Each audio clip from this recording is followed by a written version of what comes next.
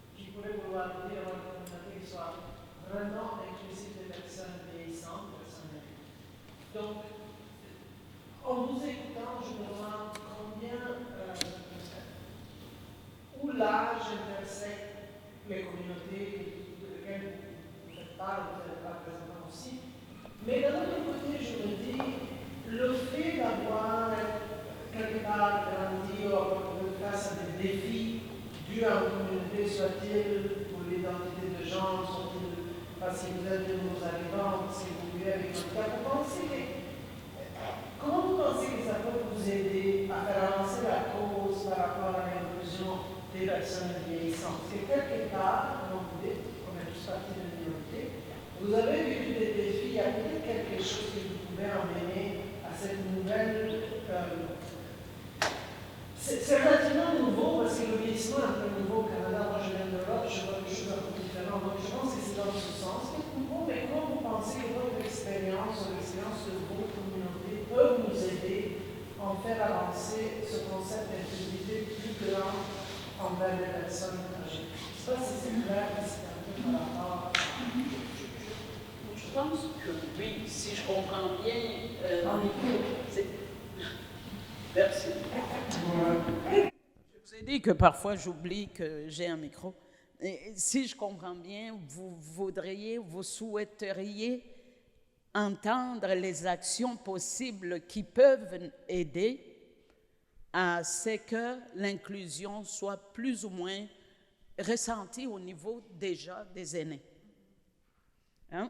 Est-ce que je suis là-dedans? Quelque part, si vous pouvez partager un peu de votre sagesse, due à votre vécu personnel, pour aussi animer, pour nourrir la conversation par rapport à comment on va amener l'inclusivité à cette catégorie de l'âge de personnes vieillissantes qui vient et en plus notre part.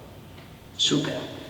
Ben, je pense que vous avez compris, Joanne, je te vois bouger la tête. Go, vas-y, s'il te plaît. Et ça nous amène à notre dernière question, un peu, Oui. n'est-ce pas? Absolument. Oui. Donc, c'est ça, j'ai fait allusion au fait que la famille franco-ontarienne, c'est une petite famille, puis c'est comme chaque frère et sœur est différent à chaque personnalité, mais on fait quand même partie d'un même ensemble. C'est curieux parce que l'agisme, c'est quelque chose dont on peut tous souffrir. C'est une forme de discrimination, peu importe à quelle communauté on appartient. Donc, je pense qu'ensemble, il faut unir nos efforts pour contrer l'agisme. Et puis, tu sais, on me demande souvent, fierté des aînés d'Ottawa, à quel âge est-ce qu'on est aîné? Bon. Tu sais, si tu vas chez Renault Dépôt au Québec le mardi, je pense que si tu as 50 ans, tu es considéré aîné, puis on te donne un rabais. Là. Ça peut être économique, ça peut être aussi politique, n'est-ce pas? Oui. Il y a différentes interprétations de ce que c'est d'être aîné. Puis j'aime beaucoup aussi le fait que la FARFO, au fond, la Fédération des aînés et des retraités franco-ontariens, parce que moi, j'ai pris une retraite anticipée à 52 ans. Donc, c'est relatif, n'est-ce pas? Ce qu'on peut apporter, bien justement, c'est notre militantisme. Je pense qu'on est tous militants à notre façon. Puis, ce militantisme-là, on peut l'apporter pour contrer l'agisme ensemble. Ben c'est ça, nos actions politiques, etc. Puis, je pense que aussi, il faut, en ouvrant les portes, en faisant de l'accueil, puis au lieu de se séparer en silos, il faudrait s'unir, se rassembler, et puis plus on est nombreux, plus on a de l'impact politique et social. Ça serait une façon de contrer la discrimination de l'agisme, entre autres. C'est ça. Je ne sais pas si j'ai répondu un peu à votre question. On va aller avec Joséphine aussi, peut-être qu'elle a à nous partager par rapport à votre commentaire. Les actions possibles qui aideraient à l'inclusion.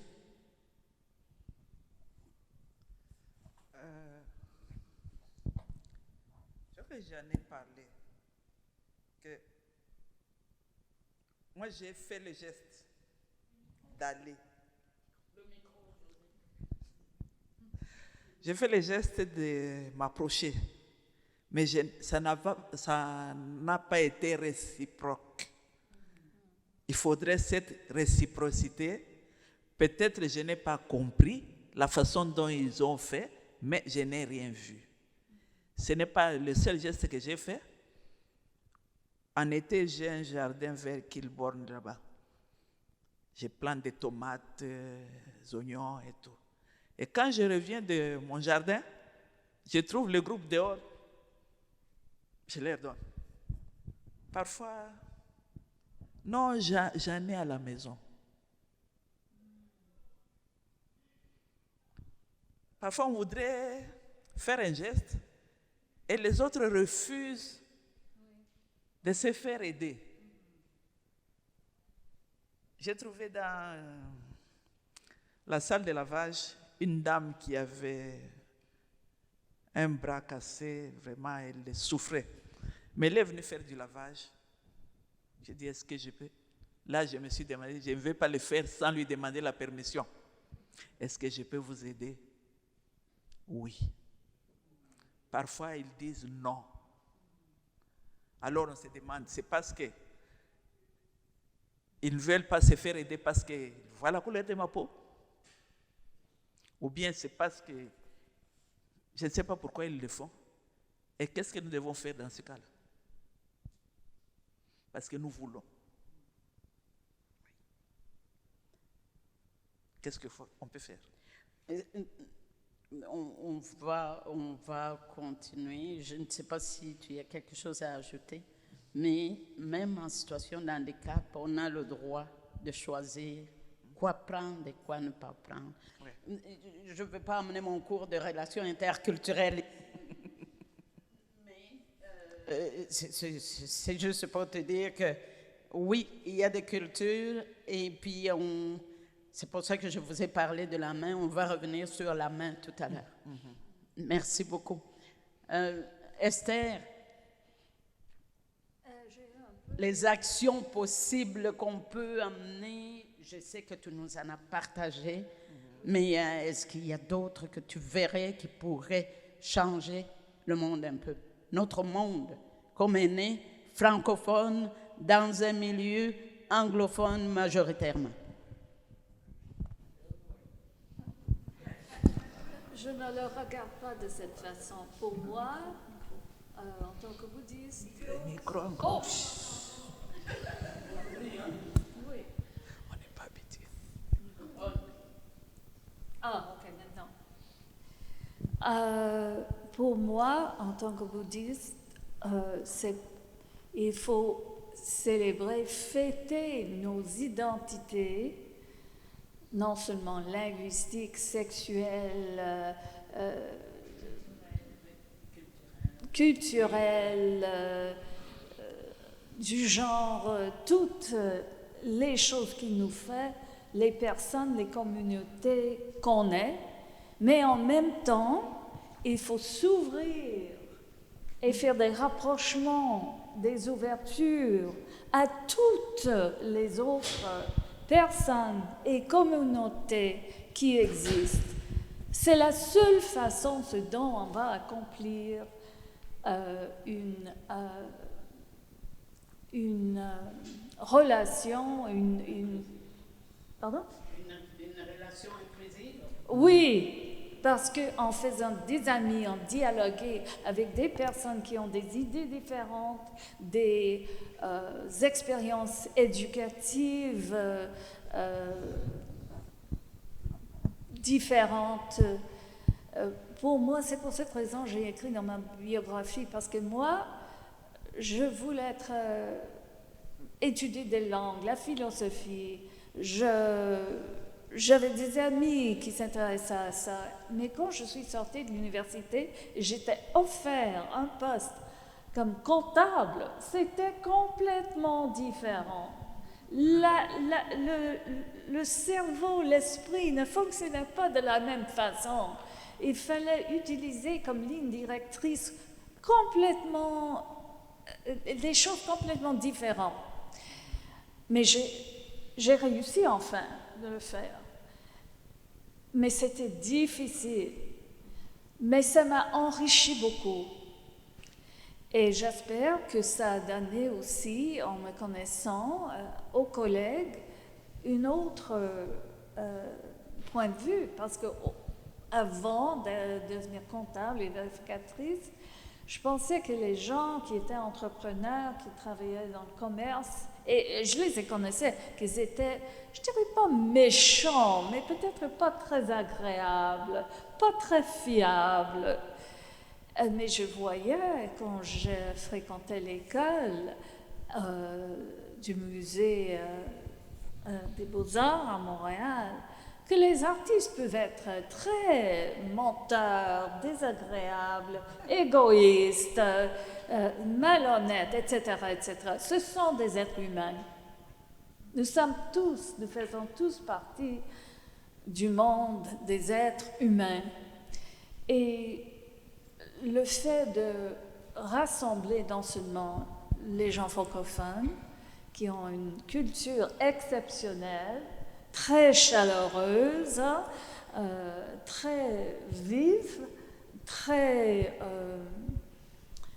comment dit-on, portée à tout faire, à fêter des choses, hein, si tu veux, par rapport à la culture qu'on voit ici à Ottawa, des anglophones qui est très réservée. Je ne sais pas comment le décrire, mais vous savez tous de quoi je parle. Hein? Mais il faut quand même accepter, avoir de la compassion, essayer de comprendre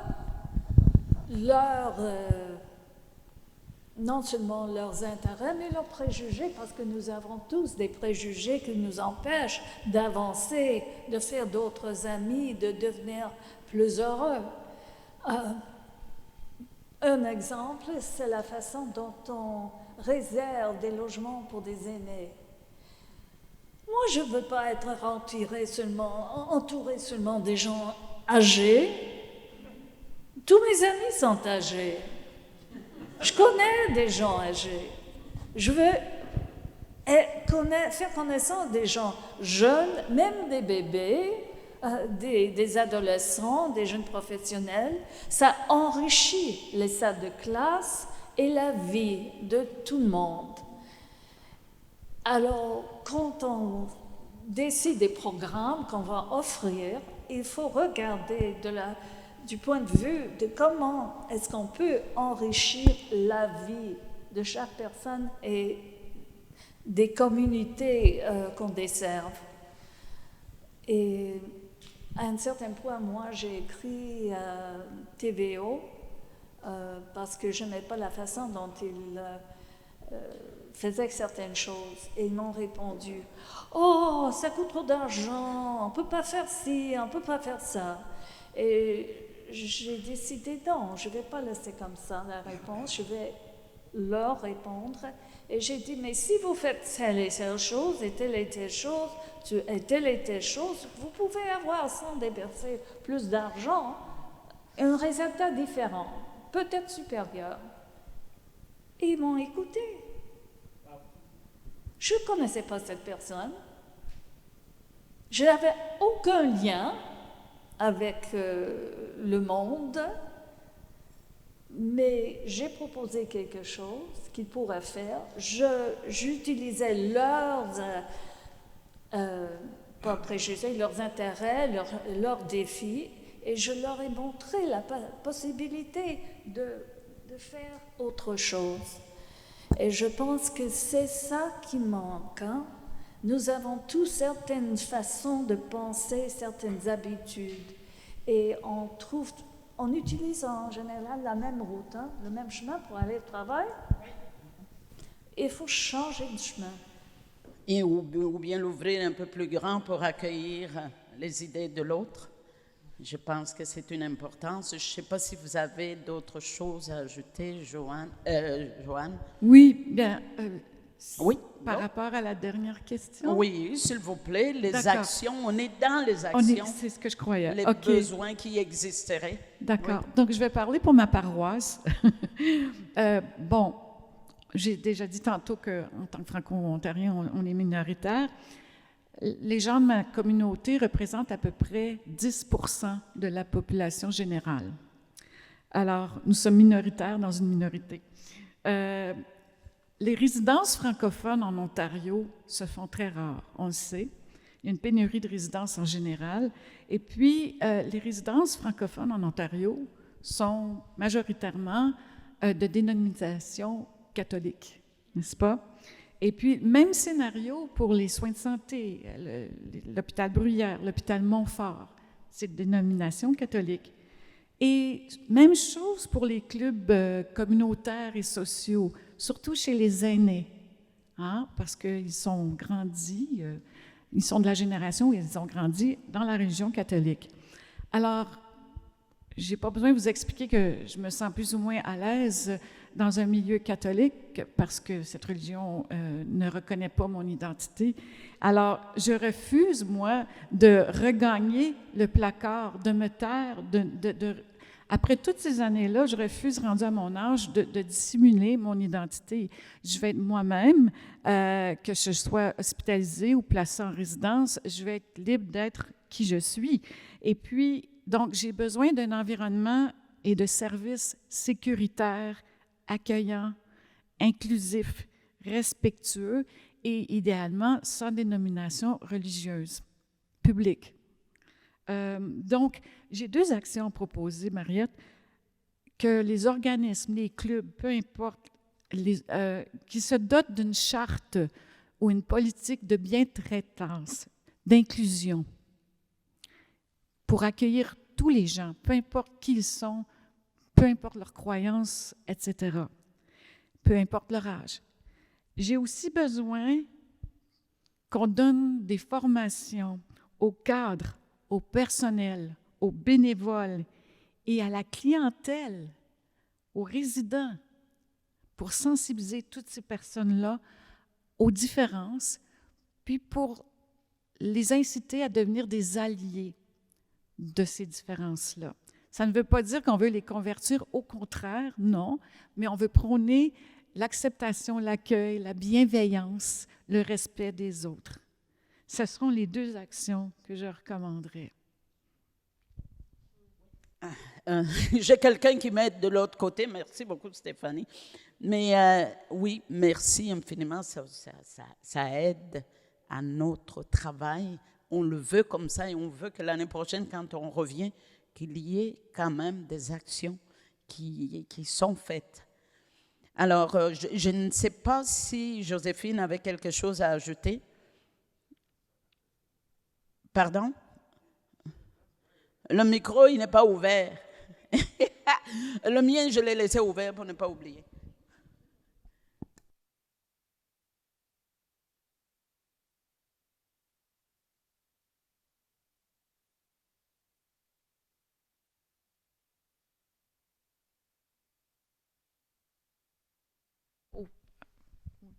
De rapprocher, essayez.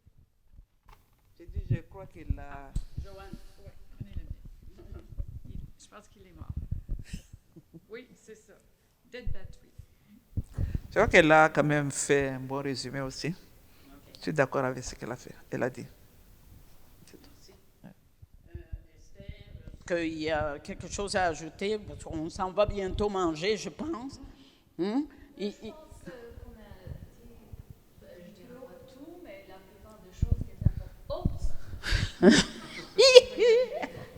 Voilà, on peut m'entendre. Je pense qu'on a dit la plupart des choses qui sont importantes à nous. Respect, compassion et engagé avec les gens différents, des communautés différentes, et tirer de leurs opinions, de leurs expériences, quelque chose qu'on pourrait utiliser pour faire ou des liens ou pour les aider à résoudre des problèmes ou simplement pour avoir des connaissances, hein, une appréciation d'où ils viennent. Pour bien vivre ensemble, Pour comme bien on dit. vivre ensemble. Mais je vous remercie infiniment de ce partage. Je pense que ça nous enrichit tous. C'est que je considère aussi, à travers vous, à travers toutes les personnes qui sont ici, je vous le partage, c'est l'ouverture. Parce que je peux venir d'une culture. Une culture peut-être familiale, peut-être professionnelle, peut-être ethnique, peut-être... Mais il faut que j'explore. Quand j'arrive, oui, j'ai un pas à faire en avant. Il faut que je dise qui je suis, que je dise c'est quoi mon nom. Et si je ne sais pas prononcer le nom de Joanne, je vais expliquer à Joanne, regarde d'où je viens, ça se dit comme ça. Et Joanne va avoir le courage de me dire comment ça se dit ici. Et ça, là, ça nous rapproche beaucoup. Et on peut à ce moment-là couvrir la paume de notre main et de vivre ensemble. Et comme aînés, on a du travail à faire parce que on parle un peu à la fois, mais les mots qui sortent de notre bouche, on a l'impression que ça ne accroche personne, mais les jeunes autour de nous autres, ils apprennent à travers ça. Alors, je vous remercie infiniment. Les panélistes, je vous remercie de votre disponibilité. Là, on a faim, je pense qu'on va manger, puis je vous souhaite une superbe et bonne journée. Merci. Merci, Esther. Merci.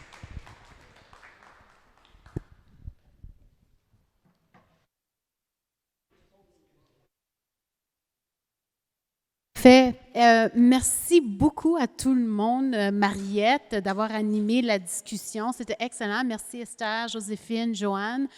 C'était super. Vous avez partagé des très bonnes idées.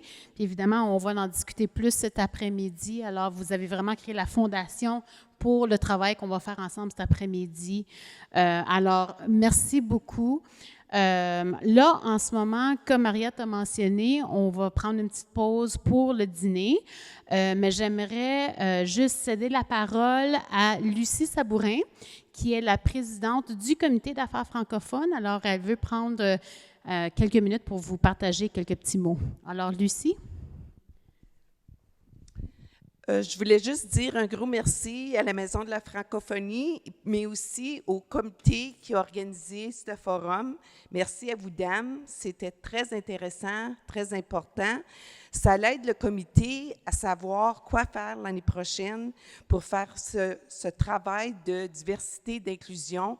C'est quelque chose qu'on entend tout partout, dans le monde du travail, dans nos résidences, tout partout. Donc, je voulais juste dire un gros merci, mais aussi, j'ai mis dans les cahiers ou dans les porte-documents la liste des comités ou des organisations qui font partie du comité, les représentants.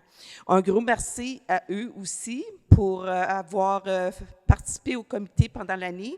Et la dernière chose que je voudrais dire aussi, c'est que nous sommes à publier une liste de services en français pour les personnes aînées. Et puis, cette liste va être publiée sur le site web du Conseil sur le vieillissement, mais aussi partagée avec les organisations qui font partie du comité. Donc, ça, c'est pour vraiment donner visibilité pour voir où aller quand on veut des services en français. Il va y avoir le lien web sur la liste, mais aussi les numéros de téléphone et certains contacts. Donc, c'est à venir pour la fin mai au mois de juin. Et puis, la dernière chose, on a un dîner. Il y avait des personnes qui avaient des allergies, des intolérances. C'est étiqueté. Donc, j'ai 4 dîners spéciaux. S'il vous plaît, prenez pas ceux qui ont les noms. Et puis, pour vous dire que les autres qui avaient des intolérances, si votre nom n'est pas là, c'est bien, le repas a été préparé sans ces choses-là. Donc, un gros merci à tout le monde.